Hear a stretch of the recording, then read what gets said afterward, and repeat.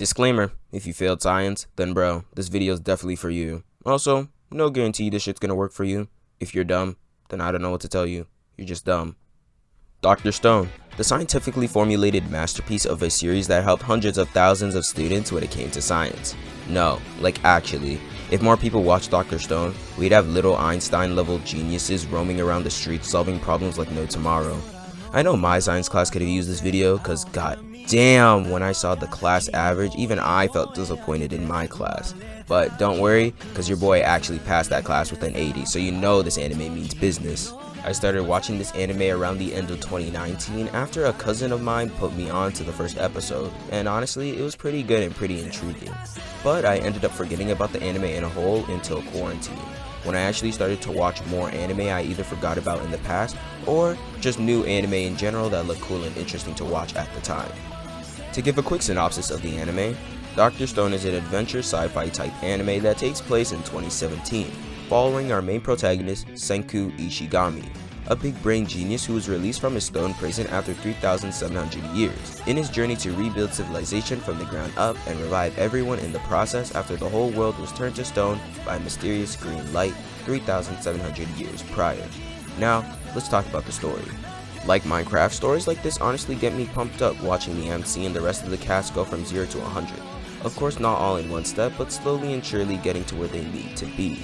Kinda like that time I got reincarnated as a slime effect, watching the MC level up and in due time being well appreciated in each other's respected worlds. I love that in Dr. Stone, Senku tries to aim higher and higher, then is forced to take a step back.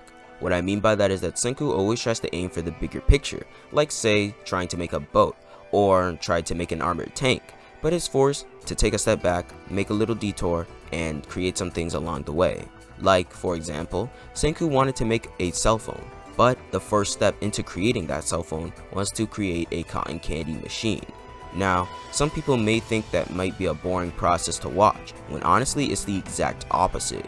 Sometimes, we need to be shown the little things in order to understand the bigger picture, which opens up more doors to more of a variety of things. Things like gears, copper tubes, and even vacuum pumps were made mainly for the creation of the cell phone.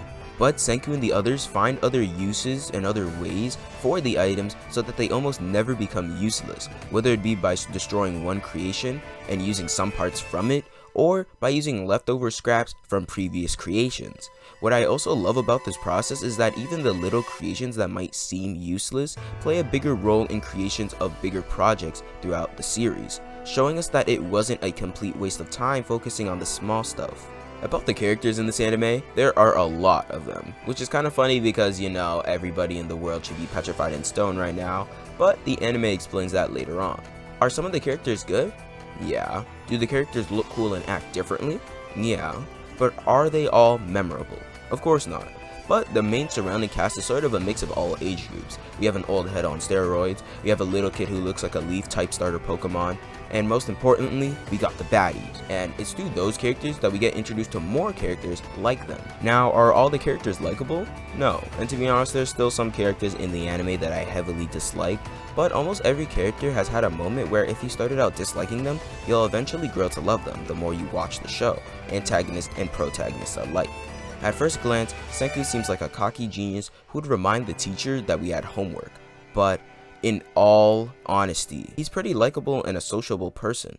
Characters like Senku aren't really outside the norm, but outside of our expectations on how a super genius is meant to be or meant to act.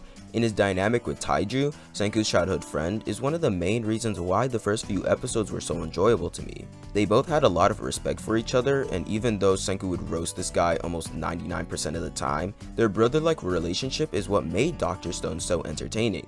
Sure, Taiju's an airhead, and compared to Senku, he's pretty much dumb as a rock. Get it? Get it? Because dumb as a rock, because this anime is called Dr. Stone. Is this nigga serious? But, like they say, two heads are better than one. What I mean by that is sure, Senku does most of the thinking, and in this relationship, Senku's more of the brains while Taiju's more of the bronze. Taiju does have some ideas that end up helping them both for the better in the end. Like when Taiju suggested to make wine out of grapes that he picked out to make the revival fluid. Now for the art and music of this anime, I haven't read the manga for Dr. Stone, so I can't really say a lot about the art, but I did have a look at Boichi's drawings of Shanks, Whitebeard, and Ace from One Piece in his style, and honestly it looked amazing, like almost breathtaking. And for the music of this anime, the music's nothing crazy of course, but when a hype scene comes on, the background music really turns up and complements the whole scene quite well if you ask me. For my final thoughts on the anime, Dr. Stone is one of those really unique hidden gem type anime that could really open you up to a whole new world of genres. This anime is almost like a isekai in disguise for how similar the stories align to a regular isekai story. So if you're into isekais, definitely check this anime out. If you're a big fan of manga art like me, read the manga and drown yourself in amazing artwork from Boichi. And as we come to the end of the video, if you enjoyed this video, please leave a like, subscribe to the channel if you're new, and comment down below what other animes or mangas I should talk about next in the future. And without further ado, I hope you guys have a great day and see ya.